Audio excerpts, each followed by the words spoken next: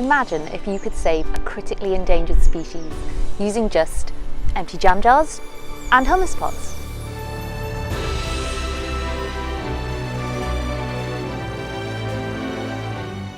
Now, I wouldn't be surprised if you haven't heard of the animal we're talking about today.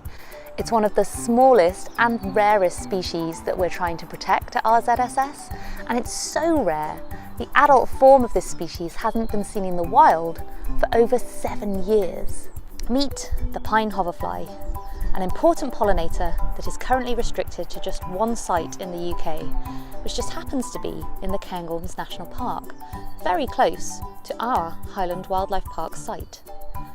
This amazing insect might have the cutest larvae around. We can tell them apart from other hoverfly species because of their adorable moustache.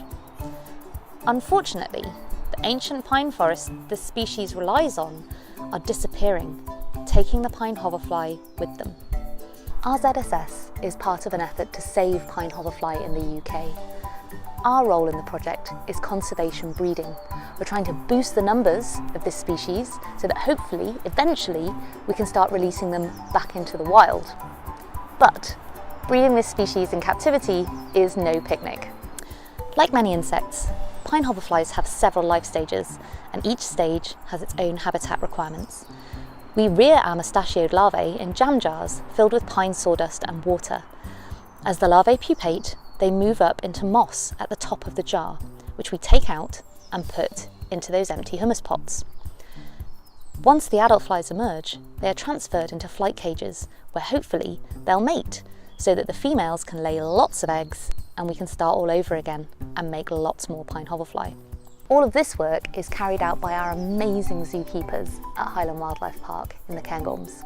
This is Vicky, the head keeper at Highland Wildlife Park and the leader of the pine hoverfly breeding team. This is where our larvae live, so they're kept in these little jars. Once a week, they examine all the jars and have a look to see how many larvae are in each, checking that they're all still alive, growing and healthy. We're into April now, and this is the time of year when the larvae will start to pupate. And when they do, as I said before, they'll move up into this moss plug at the top.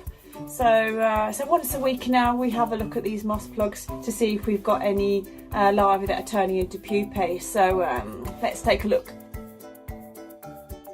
We have a pine hoverfly pupae, so just moved up into the moss.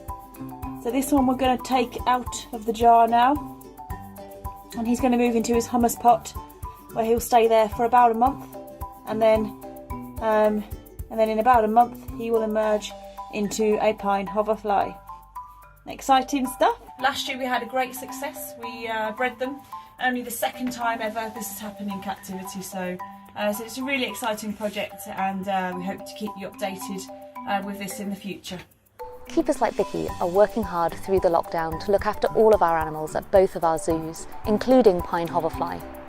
Our conservation team is also working hard to try and make sure that all of our projects can continue throughout this time of crisis.